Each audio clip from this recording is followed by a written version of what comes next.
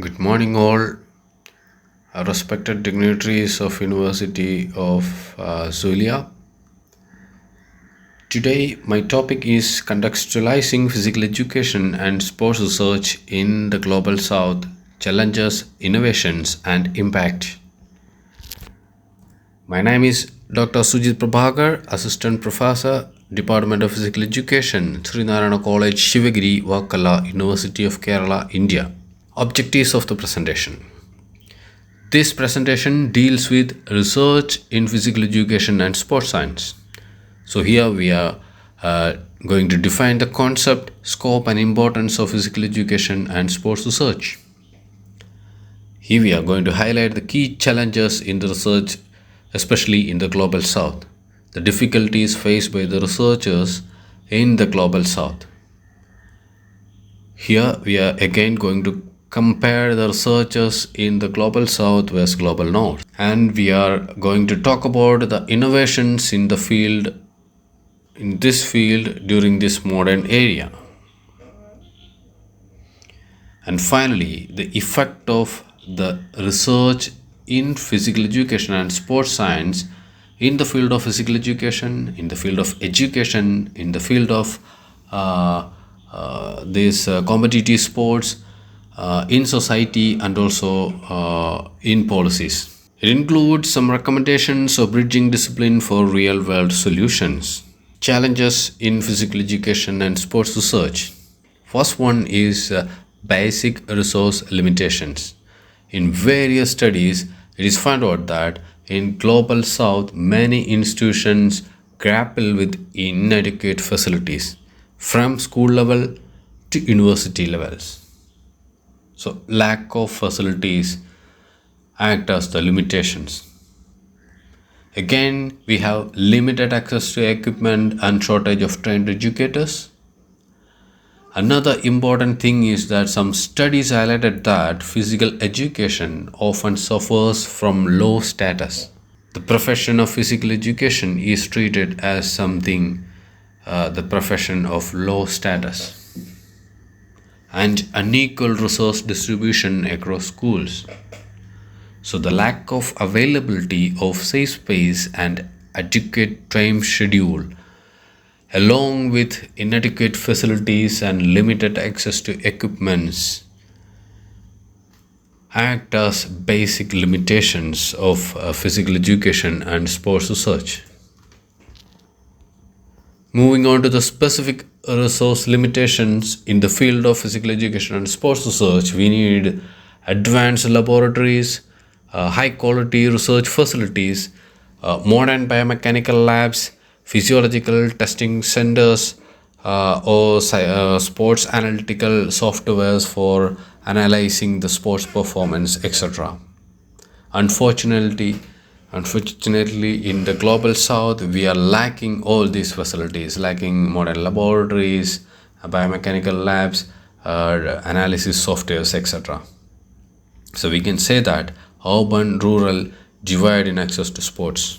Next is structural limitations. It's just similar to that of the previous one we discussed. Lack of sports science equipments and assessment tools, because for conducting scientific research, all these things are necessary. And the main problem that our researchers are facing is that the poor access to academic databases, scholarly journals, and digital resources. Some of the facilities in the universities and research institutes are outdated.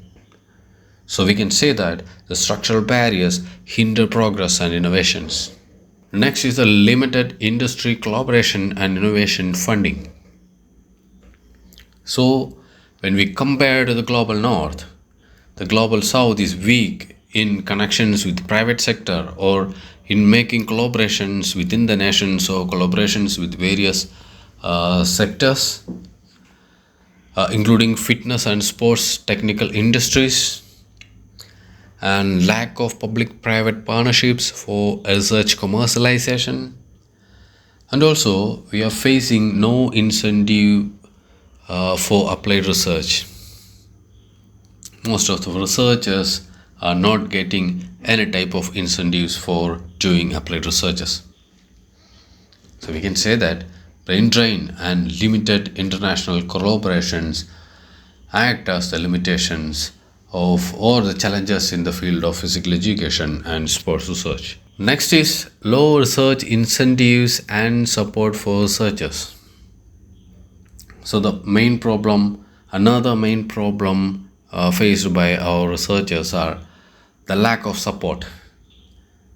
The lack of support in the form of stipends, fellowships, and project funding. As we compare it to the global north, in the global south, we are facing all these challenges. Another one is the few career growth opportunities based on research output. And also in the case of teachers who are doing research, some studies shows that high teaching load with minimal time for research. And project often depend on short-term funding. And studies find out that the research in the global south usually drives because of the passion and personal interest of the researchers. So we can say that passion and personal interest are the main driving force here in global south. Next is the financial limitations, almost similar to that of previous one. Insufficient government and institutional funding, limited allocation within national budgets, university research funds are inadequate or mismanaged. We can say that lack of foreign funding. So, research shaped more by donor priorities than local needs. So, it's one of the another important limitation or challenge. Next is important one, cultural and societal barriers. In various regions, cultural perceptions hinder participation in physical education, especially among girls. Societal norms often discourage female participation in sports, viewing it as unfeminine. So this is because of limited awareness about scientific basis and importance of physical activity in promoting health. Here we are comparing the research programs of global north versus global south. First point is the research volume. So when we compare global south with global north, high publication rates can be seen in global north. So high volume of researchers are coming out from global north. So in global south it is limited output. In the case of international visibility, also global north is having high international visibility as compared to global south. In the global south, a lot of unpublished works and also some works are published in local or regional languages. As a result of this, the global north is having high citations and south is global north is having high citations and global north is having only moderate citations. So in global north, they have strong collaboration and networking as compared to the global south. Because of high quality researchers highly aiming to influence the policy. So because of this high quality researchers, the policy are changed or modified according to this result of these researchers. So we are having less influence in policy. In global north, they have high technological adaptations compared to global south. In global north, they have wide access to high impact journals and digital libraries, but in the case of global south, it is restricted or costly access to scholarly resources. The researchers in global north are highly focused on innovation, data analytics, sports science, biomechanics, etc. They have highly focused on the modern trends. We are not that much focused on the modern trends, especially global south is morely concentrated on health promotion, participation and policy level issues. In global north, they are having professional quality, high quality research training programs as compared to global south. In global south, we are having only basic programs. Moving on to the innovations in the field of physical education and sports research. First one is the technological integration. We have various technological integrations there, like wearable technology like smartwatches, fitness trackers, virtual and augmented reality, then artificial intelligence, video analysis, and different types of mobile apps. So with the help of these smartwatches, fitness trackers, etc., we can collect the real-time data of individuals. These data can be utilized for managing some their fitness programs. With the help of this data, we can develop some fitness programs individually. And with the help of various augmented reality and virtual reality, a lot of researchers are going on in this area. So lot of researchers are using this type of technology in their researches. With the help of artificial intelligence, video analysis, etc., the main thing is analysis of data. In video analysis, we are analyzing the skill, analyzing the movements, and analyzing the strength, the weakness, everything. And as a result, we can give feedback, we can develop the weakness, we can strengthen the strength again. With the help of various mobile apps, then with the help of artificial intelligence, we can develop training programs, track fitness. We can also give guidance for nutrition. So we can say that physical education is evolving to meet the demands of a changing world. Next is health and well-being focus. It's a very important topic. It's focused on mental health connection, preventative health, lifelong physical activity, then academic achievement.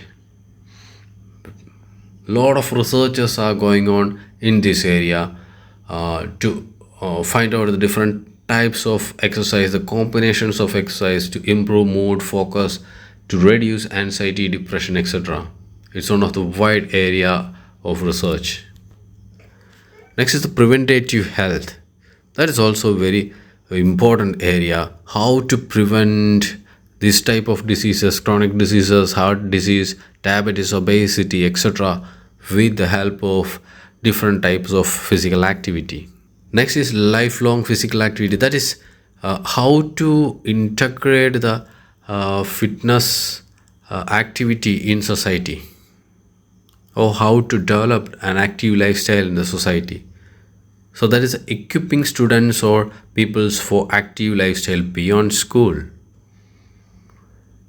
Next is academic achievement, to find out how the physical activity links with cognitive skills. What is the positive link between physical activity and cognitive skills? So we can say that physical education's role extends beyond physical fitness to holistic health. Next is sports performance and skill development. This we discussed it earlier. So biomechanics and motor learning, performance analysis, evidence-based training. It is really, the point is that evidence-based training, the evidence from where this evidence came, it's the result of a research.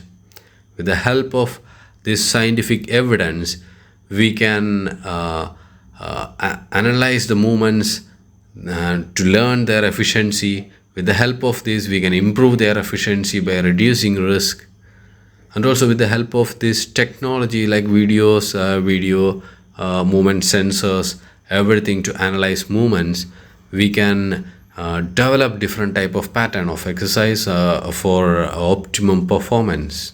For example, the case of two football teams playing each other, if we have the data of the opponent team, their strength, their weakness, etc., then we can plan the strategy according to that.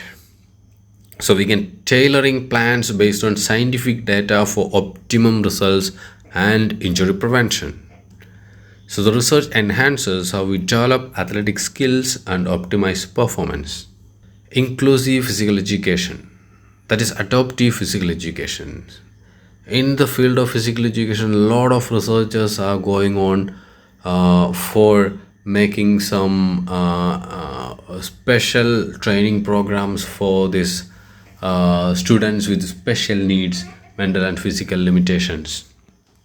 So we can say that tailoring activities for students with special needs, then creating inclusive environments, ensuring all students are valued and can participate in all activities. Then individualized support, customized programs and supports. So all these are possible only with the help of research. With the help of scientific outcomes, we can customize different programs for different types of supports for different individual. So we can say that ensuring physical education is accessible and beneficial for all students regardless of ability. Educational innovations, research-based teaching strategies can be developed. With the help of various research programs, this physical education curriculum can be blended according to the situation and according to the level of the society, according to the needs of the society. Various interdisciplinary project-based learning can be developed with the help of various researchers. And we can say that we can encourage student research culture. These are some of the important domains of physical education and sports research. Lot of researchers are conducting around this area. First one is the exercise physiology, then sports psychology, motor learning, sports pedagogy, adapted physical education, sports biomechanics, sports management, etc., etc. Along with the modern trends of different things that we discussed earlier. So we can say that it combines knowledge from physiology, psychology, biomechanics, pedagogy, sociology, etc. is the outcome of the physical education research. So the importance of research in physical education and sports. So with the help of research in physical education and sports, we can develop evidence-based curriculum, and we can develop or enhance the performance of athletes and well-being. With the help of this research, we can promote the lifelong fitness and health. So we can contribute to national health policies by reducing different hypokinetic diseases. So we can say that improve performance, health outcomes and education systems, everything will get benefited from the physical education research. Academic level. With the help of research, curriculum updates and reforms are possible. And with the help of research, empowering physical education teachers with evidence-based practices. Evidence is the outcome of research findings. Then we can also develop the PhD programs and postdoc programs in the sports science. So we can integrate global best practices in our curriculum. And it is the impact of research in societal level. It helps in the development of community-based fitness programs. So with the help of research, we can develop community-based fitness programs scientifically. With the help of various researchers, we can detect the lifestyle diseases early. We can conduct gender equity in sports access. With the help of research, we can enhance the quality of life through active aging strategies. So we can say that physical education and sports research is vital for holistic human development. Policy level, it helps in designing inclusive physical activity guidelines. So with the help of scientific research, we can develop these guidelines, physical activity guidelines. We can develop sports infrastructure. We can plan sports infrastructure. We can inform various national fitness missions like Khelo India, Fit India movement, that these are the movements or the fitness missions we conducted in India. So with the help of various research, these fitness missions can design different types of activity guidelines. Despite challenges, innovations is creating new pathways in scientific developments. These are some global case studies in USA. NIH funded youth obesity prevention programs. Then in Kenya, community-based athletics and health interventions. In India, Khelo India talent search, data-driven athletic tracking. And Brazil, physical education as a tool in favela youth rehabilitation. So we can say that strong research ecosystem is equal to stronger, healthier society. Conclusion, Research in physical education plays a crucial role in shaping the health, fitness, holistic development of individuals and society.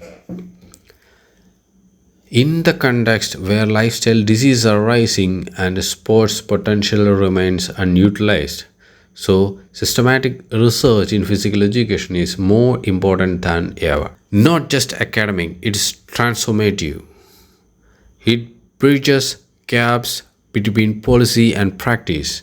It ensures equitable access to sports and physical activity and builds a healthier, more active nation. So, investing in physical education research is investing in the nation's future. So, you are the persons who are responsible for the change in our society. Hope that you all will concentrate on this area of research. Thank you. Muchas gracias, doctor SUJITH PRABHAKAR. Ahora estaremos entregando su certificado de participación. Dice lo siguiente: República Bolivariana de Venezuela, Universidad del Zulia, Facultad de Humanidades y Educación, Escuela de Educación, Departamento de Educación Física, Deporte y Recreación. Otorga el presente certificado a SUJITH PRABHAKAR por haber participado en la primera Jornada Científica Internacional de Semilleros de Investigación en Educación Física, Deporte y Recreación, presentando su trabajo de investigación, contextualizando la investigación en la educación física y deporte en el sur global, desafíos, innovaciones e impacto, en la modalidad virtual, celebrado en la ciudad de Maracaibo, Venezuela, los días 30 de junio, 1 y 2 de julio de 2025, con una duración de 30 horas. Firma la doctora Doris Salas, decana de la Facultad de Humanidades y Educación, la doctora Marta Arapé, directora de Escuela de Educación, el especialista Johnny Riera, jefe del Departamento de Educación Física, Deporte y Recreación, y el doctor SUMMAR Alfredo Gómez, coordinador general del evento. Muchísimas gracias, doctor SUJITH PRABHAKAR.